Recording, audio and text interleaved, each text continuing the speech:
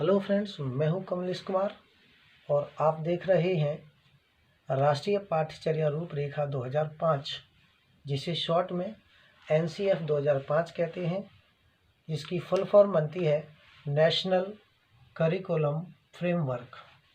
National curriculum framework का मतलब राष्ट्रीय पाठ्यचर्या रूपरेखा। अगर हम इस पाठ्यचर्या रूपरेखा के ऐतिहासिक पृष्ठभूमि की बात करें फ्रेंड्स, तो इसकी सबसे पहली जो रूपरेखा आई थी वो 1975 में, फिर दूसरी जो पाठ्यचर्या रूपरेखा आई थी वो 1988 में, और तृतीय रूपरेखा जो आई थी वो आपकी 2000 में आई, और अभी जो चल रही है ये आपकी 2005 की राष्ट्रीय पाठ्यचर्या रूपरेखा चल रही है। इसी के अकॉर्डिंग हमारा सिलेबस अभी डिजाइन किया जाता है विद्यालय, महाविद्यालय और साथ में जो प्रशिक्षण महाविद्यालय होते हैं उनके लिए। अगर हम लोग इसके नारा की बात करें कि इस पाठ्यचर्या रूपरेखा का नारा क्या रहा है, तो इस पाठ्यचर्या रूपरेखा का नारा जो है बिना भार के अधिगम, अर्थात शिक्षा, बिना भार के अधिगम या कह सकते हैं शिक्षा, यह शिक्षा का एक नवीनतम दस्तावेज है। फ्रेंड्स, अगर आप लोगों ने ये वीडियो देख लिया तो NCF 2005 से कभी भी कहीं पे भी किसी भी एग्ज़ाम में आपकी, चाहे टेट हो, सुपर टेट हो, CTET हो, किसी भी एग्ज़ाम में अगर क्वेश्चन बनता है तो यहाँ से हटकर नहीं जाना है। इसीलिए आप बने रहिएगा, जुड़े रहिएगा और पूरा वीडियो देखिएगा, स्किप मत करिएगा बीच में, क्योंकि बहुत इम्पोर्टेंट इन्फॉर्मेशन, साथ में ही बहुत इम्पोर्टेंट टॉपिक है आपका CTET के परिदृश्य से, और we can say UP TET, और साथ में ही जो UP का STET होता है, सुपर टेट होता है, उस पर्पज़ से ये बहुत ज़्यादा इम्पोर्टेंट चैप्टर है। सो लेट अस सी। हमने बताया आप लोगों को क्या कि यह शिक्षा का एक कैसा दस्तावेज है, तो एक सबसे नवीन दस्तावेज है अभी की स्थिति में। अगर हम इसके बनाने वालों की बात करें तो इसके अध्यक्ष जो थे वो कौन है, डॉक्टर यशपाल जी हैं, एवं उनके 38 अन्य सहयोगी रहे हैं जिन्होंने इस पाठ्यचर्या रूपरेखा को डिजाइन करने में अपना सहयोग प्रदान किया है। डॉक्टर यशपाल वही डॉक्टर यशपाल हैं जिन्होंने राष्ट्रीय शिक्षा नीति 1992 की जो शिक्षा नीति थी उसको, मतलब जो सुधारात्मक शिक्षा नीति थी, उसको लाने में अपना सहयोग प्रदान किया था। तो फ्रेंड्स, अगर हम लोग इसके निदेशक की बात करेंगे तो इसके निदेशक कौन रहे हैं, प्रोफेसर कृष्ण कुमार। प्रोफेसर कृष्ण कुमार कौन रहे हैं, इसके निदेशक रहे हैं। अब इसका जो प्रमुख सिद्धांत रहा है फ्रेंड्स वो क्या है, पाठ्यचर्या रूपरेखा, ये जो पाठ्यचर्या रूपरेखा है, राष्ट्रीय पाठ्यचर्या रूपरेखा 2005, ये रविंद्रनाथ टैगोर, यानी कि RN टैगोर का मतलब गुरुदेव रविंद्रनाथ टैगोर के सभ्यता एवं प्रगति पर आधारित है। किस पर आधारित है फ्रेंड्स, सभ्यता एवं प्रगति पर आधारित ये आपका राष्ट्रीय पाठ्यचर्या रूपरेखा बनाई गई है। जो किसके आधार बेस क्या रखा गया है, तो RN टैगोर का के जो सभ्यता एवं संस्कृति का जो एक वो है निबंध है उस पर आधारित है। अगला क्या है, मूल तत्व कौन कौन से इसमें सम्मिलित किए गए हैं, तो देखिएगा सबसे पहला तत्व है ज्ञान को स्कूल के बाहर जीवन से जोड़ना। ज्ञान को किससे जोड़ना फ्रेंड्स, ज्ञान को स्कूल के बाहर जीवन से जोड़ना। दूसरी बात क्या की गई है यहाँ पर, दूसरी बात की गई है ज्ञान को पाठ्य पुस्तकों से परे ले जाना। अर्थात यहाँ पर एक बात, परे ले जाने का मतलब क्या हुआ कि यहाँ पर परे ले जाने का मतलब है कि ज्ञान को ऐसा ज्ञान बच्चों तक पहुँचाना जो किताबों से हटकर, मतलब ताकि बच्चे जो हैं किताबी कीड़े न बन सकें, बुक वर्म ना बन सकें, इस तरह के एजुकेशन को उन्हें हमें क्या करना है, प्रोवाइड कराना है। ठीक है। अगला मूल तत्व क्या बताया गया है, तो जो रट्टा मारने की प्रणाली चल रही है उस पर क्या लगाना है, रोक लगाना है। रट्टा मार प्रणाली पर पूरी तरह से प्रतिबंध लगाना, और साथ में यूज़ क्या करना है, तो साथ में यूज़ करना है आपको learning by doing system. Okay ना, करके सीखने पर आपको क्या करना, जोर देना, बल देना। ये हमारी राष्ट्रीय पाठ्यचर्या रूपरेखा 2005 कहती है। अगला है हमारा क्या, राष्ट्रीय मूल्य के प्रति आस्था पैदा करना। राष्ट्रीय मूल्य के प्रति मतलब राष्ट्र के प्रति अपने भाव जगाना। ऐसा भी जो है राष्ट्रीय पाठ्यचर्या में इंक्लूड किया गया है। साथ ही अगला जो मूल तत्व है वो क्या है, ज्ञान को गतिविधियों के द्वारा देना एवं लचीलापन बनाना। मतलब जो ज्ञान है उसको कैसा प्रोवाइड कराना है, तो ज्ञान जो है उसको गतिविधियों के द्वारा देना है और साथ में ही जो एक जो ज्ञान को देने की विधि है उसमें क्या होनी चाहिए, फ्लेक्सिबिलिटी होनी चाहिए, एक फ्लेक्चुएशन होना चाहिए, ताकि जो है ना ऐसा नहीं कि टाइट तरीके से जो शिक्षक जो लोग होते हैं तो वो क्या करते हैं कि बच्चों को जो है अच्छी तरह से गाइड नहीं कर पाते हैं। और दूसरी बात ये भी होती है कि जब शिक्षक जो हैं टाइट रहेंगे तो बच्चे जो होते हैं वो अपनी बात को अच्छी तरह से उन शिक्षकों के सामने नहीं रख पाते हैं। अतः शिक्षक को चाहिए कि वो कैसे होने चाहिए, फ्लेक्सिबल होने चाहिए। ओके ना।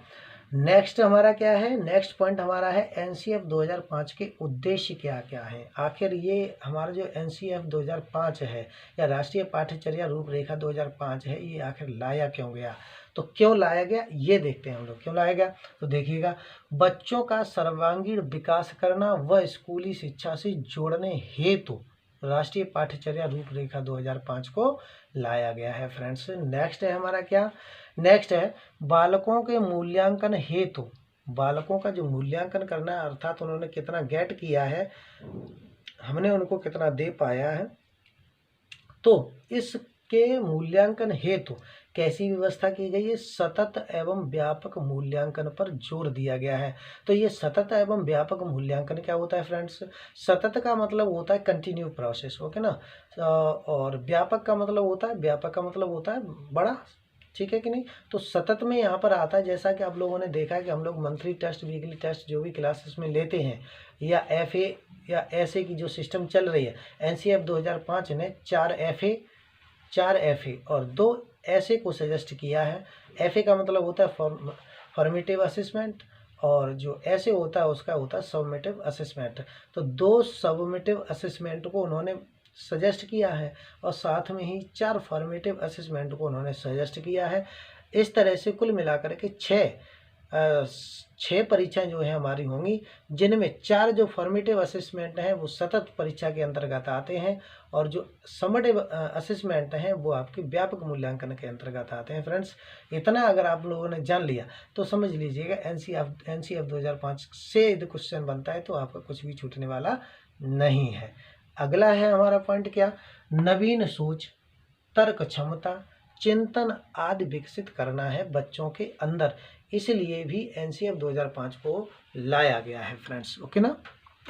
अब हम बात करते हैं किसकी, एनसीएफ 2005 के भाग क्या है। देखिए यहाँ से यदि क्वेश्चन बनता है फ्रेंड्स तो कैसे बनेगा, यहाँ से आपसे 4 पॉइंट इसमें से देगा और फिर वो एक दूसरी जगह से देगा, तो पूछेगा कि एनसीएफ 2005 का इसमें से भाग नहीं है, तो ABCD ऑप्शन होंगे, तो ABCD में एक कोई सा भी ऑप्शन ऐसा होगा जो इन 5 में से कोई अलग से होगा, ठीक है कि नहीं फ्रेंड्स।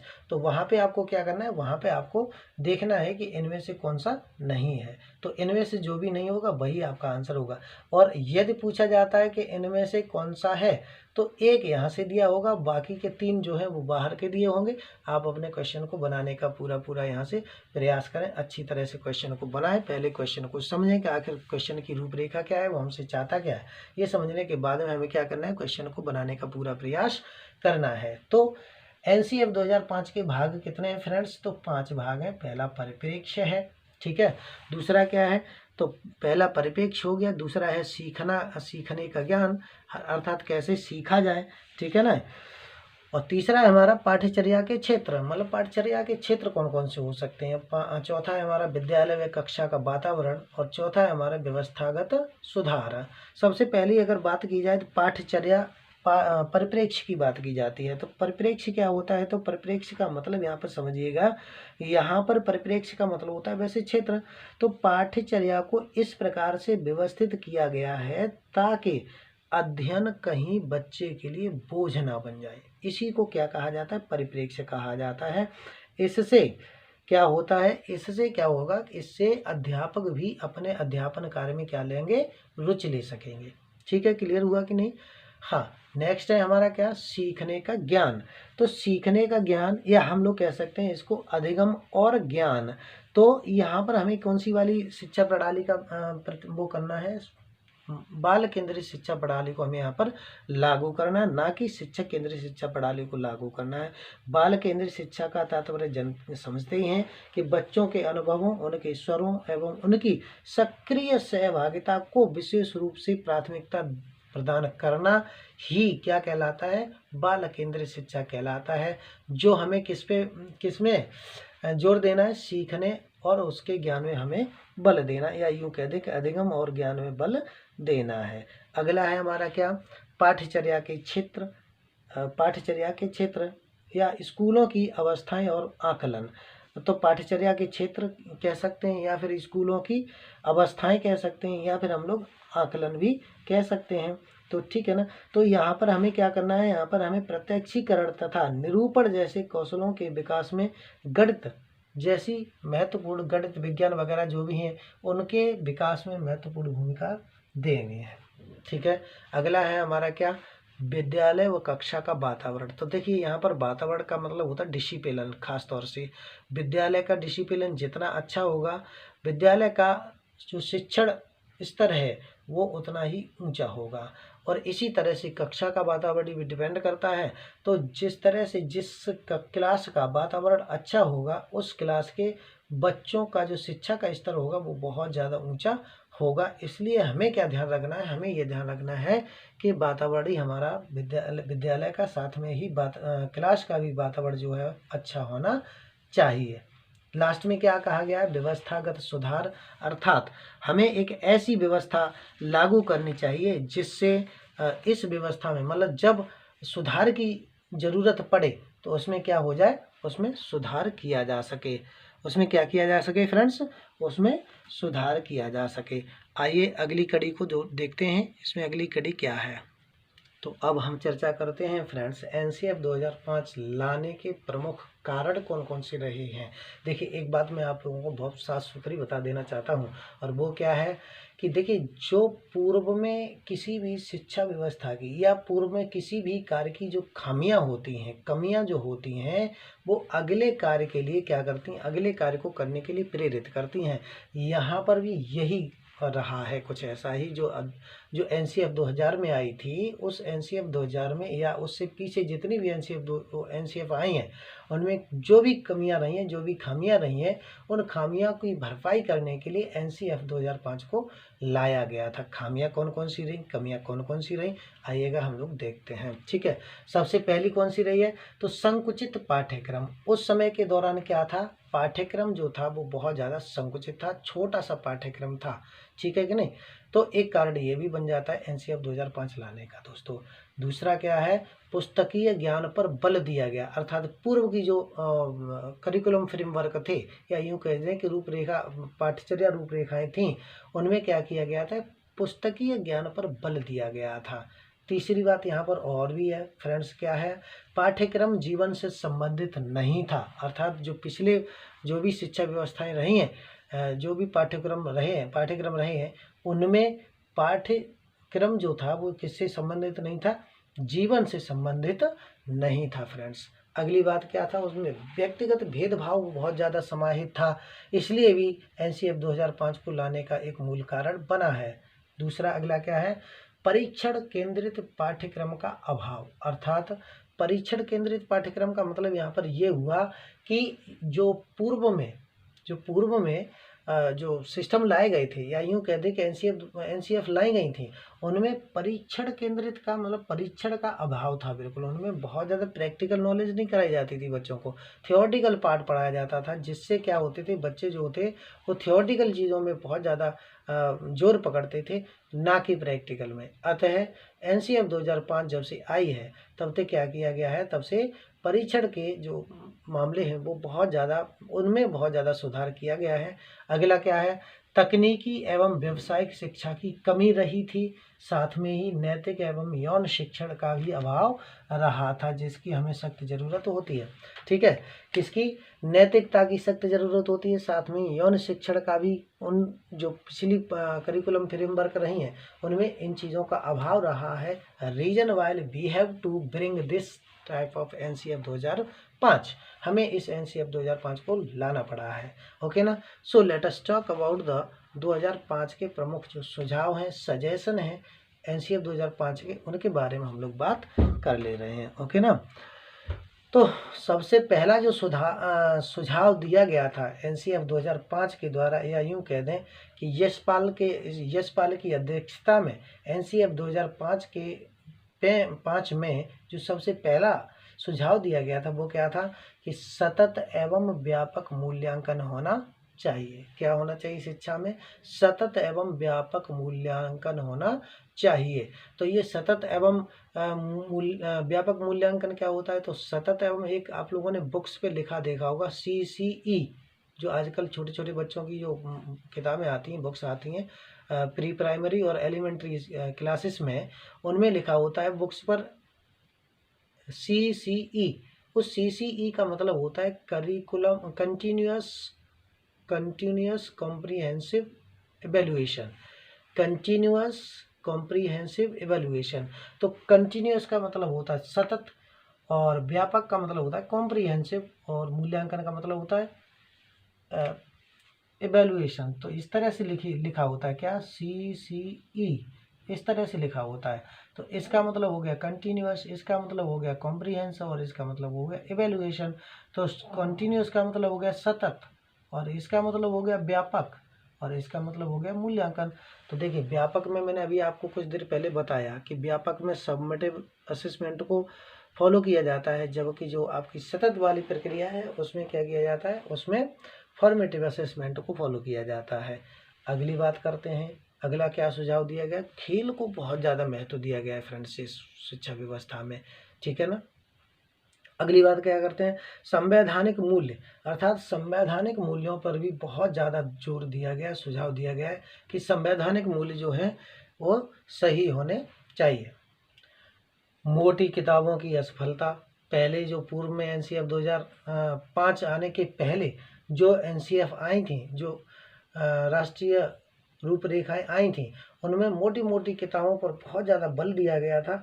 बट यहाँ पर क्या किया गया है? सुधार किया गया है। मोटी मोटी किताबों को शिक्षण से हटाया गया है, बस्ते का बोझ कम किया गया। आपने सुना होगा कि बच्चे कहते हैं मुझसे भारी मेरा बस्ता, कर दी मेरी हालत खस्ता, ठीक है कि नहीं। तो ये सारी चीज़ें क्या की गई हैं? कम की गई हैं। साथ में ही क्या किया गया है? 6 माह का शिक्षण प्रशिक्षण प्रोवाइड किया गया। शिक्षकों को ये कहा गया है, शिक्षकों के बारे में ये बताया गया है कि प्रत्येक 6 माह बाद शिक्षकों का क्या होना चाहिए? प्रशिक्षण होना चाहिए। लास्ट में क्या ये आगे और क्या बोला गया है? मुक्त वातावरण एवं दबाव रहित अधिगम होना चाहिए। मुक्त वातावरण का मतलब वातावरण कैसा होना चाहिए? तो वातावरण एक ऐसा वातावरण होना चाहिए जहाँ पर बच्चे जो हैं आसानी से अपनी बात को शिक्षक के सामने रख पाएं, और जब वो अपनी बात को रख पाएंगे तो उन्हें ज़्यादा से ज़्यादा सीखने को मिल सकेगा। क्योंकि कुछ बच्चे ऐसे होते हैं जो यस सर करते हैं सिर्फ क्लास में, ओके ना। और वो यस सर करते हैं तो इसका मतलब ये नहीं है कि वो पूरी तरह से जान गए हैं। अब बाकी के बच्चे जो होते हैं वो उनमें सम्मिलित हो जाते हैं, वो अपनी बात को नहीं रख पाते हैं। तो इसीलिए क्या चाहिए कि वातावरण शिक्षण का कैसा होना चाहिए? बहुत ज़्यादा मुक्त होना चाहिए, दबाव रहित होना चाहिए। ऐसा सुझाव दिया है एनसीएफ 2005 ने। अगला है हमारा क्या? पाठ्यक्रम को जीवन से जोड़ना। पाठ्यक्रम को किससे जोड़ना है? तो पाठ्यक्रम को जीवन से जोड़ करके चलना है। अगला है हमारा क्या? रोजगार परक शिक्षा होनी चाहिए। बच्चों की क्षमता के अनुरूप शिक्षा होनी चाहिए। पाठ्य सहगामी क्रियाओं पर बल दिया जाना चाहिए। पाठ्य सहगामी क्रियाएं तो ये आप सामने लिखी हुई हैं क्या होती है पाठ्य सहगामी क्रियाएं। सेवा योजना कार्यक्रम, जैसे कि एनसीसी सेवा योजना कार्यक्रम में क्या क्या आता है? एनसीसी आता है, नेशनल कैडेट कोर। एनएसएस आता है तो नेशनल ये आता है, एनएसएस आता है आपका, ठीक है कि नहीं। चित्रकला आता है, नृत्य संगीत पर बल दिया जाता है। तो ये सारी चीज़ें जो है वो किस में आती हैं? राष्ट्रीय सेवा योजना इसको बोलते हैं, एनएसएस, ठीक है। तो नेशनल सर्विस और स्कीम उसको बोलते हैं। तो मातृभाषा के साथ साथ किसकी वकालत की गई है? अंग्रेजी भाषा की वकालत की गई है। कक्षा 5, 8 और 11 के लिए बोर्ड नहीं, अर्थात ऐसा सुझाव दिया गया है कि कक्षा 5, कक्षा 11 और कक्षा 8 के लिए बोर्ड एग्जाम नहीं होना चाहिए। साथ ही कौन से शिक्षण सूत्र, देखिए बहुत इंपॉर्टेंट ये लाइन है, शिक्षण सूत्र कौन से यूज किए जाएं, तो शिक्षण सूत्र ज्ञात से अज्ञात, मतलब जो बालक को जिस वस्तु का ज्ञान है, बालक को स्थूल ज्ञान है, तो उसे उन वस्तुओं का ज्ञान कराना चाहिए जो उससे दूर है, ठीक है नहीं। ऐसे ही मूर्त उससे अमूर्त की ओर, मूर्त से अमूर्त और ज्ञात से अज्ञात लगभग एक दूसरे के पर्याय होते हैं, तो इसका भी अनुसरण करना चाहिए। पूर्व ज्ञान का उपयोग, साथ में ये ध्यान रखना चाहिए कि एनसीएफ 2005 हमसे कहती है, क्या कहती है कि पूर्व ज्ञान का हमें क्या करना चाहिए, उपयोग करना चाहिए, क्योंकि बच्चों की क्षमता योग्यता हमें उसी से, क्षमता योग्यता और आयु हमें पूर्व ज्ञान से ही समझ में आती है, एक शिक्षक को पूर्व ज्ञान से ही समझ में आती है। अतः शिक्षक को चाहिए कि वो अपने शिक्षण कार्य में पूर्व ज्ञान का उपयोग जरूर करें। अगला है क्या, परीक्षा के डर से छुटकारा। बच्चों का क्या होना चाहिए, बच्चों को कभी भी ऐसा महसूस नहीं होना चाहिए फ्रेंड्स कि उसे परीक्षा से डर लग रहा है। जब भी बालक को परीक्षा से डर लगता है तो उसके अंदर में जो कॉन्फिडेंस लेवल होता है, या यूं कह दें कि जो भी उसको लर्न होता है, याद होता है, परीक्षा का ऐसा भय होता है कि वो जब परीक्षा में बैठता है, पेपर जैसे ही उसके हाथ में जाता है कि वो सारी की सारी चीज़ें फॉरगेट कर जाता है। तो ये चीज़ नहीं होनी चाहिए। ये जो है परीक्षा के डर से बच्चे को क्या होना चाहिए, छुटकारा मिलना चाहिए। अगला क्या कहती है एनसीएफ 2005 का निर्माण एनसीईआरटी द्वारा किया गया है। किसके द्वारा किया गया है, एनसीईआरटी के द्वारा किया गया है, और एनसीईआरटी में सुधार है तो इसे बनाया गया है। फ्रेंड्स एक बात मैं आप लोगों को और भी बता दूं जो बहुत ज़्यादा इम्पोर्टेंट है, वो ये कि राष्ट्रीय पाठ्यचर्या रूपरेखा 2005 का अनुवाद भारतीय संविधान के 8वीं अनुसूची में दी गई 22 भाषाओं में इसका अनुवाद किया गया है, ठीक है कि नहीं। चाहे वो हिंदी हो, इंग्लिश हो, उर्दू हो, संस्कृत हो, जो भी हो, मतलब 22 भाषाएं जो संविधान में इंक्लूड की गई हैं 8वीं अनुसूची में, उन सभी भाषाओं में इस एनसीएफ 2005 का क्या मिलता है, अनुवाद मिलता है फ्रेंड्स। ओके, तो आज का वीडियो बस इतना ही। बने रहिएगा मेरे साथ, देखिएगा अगला वीडियो।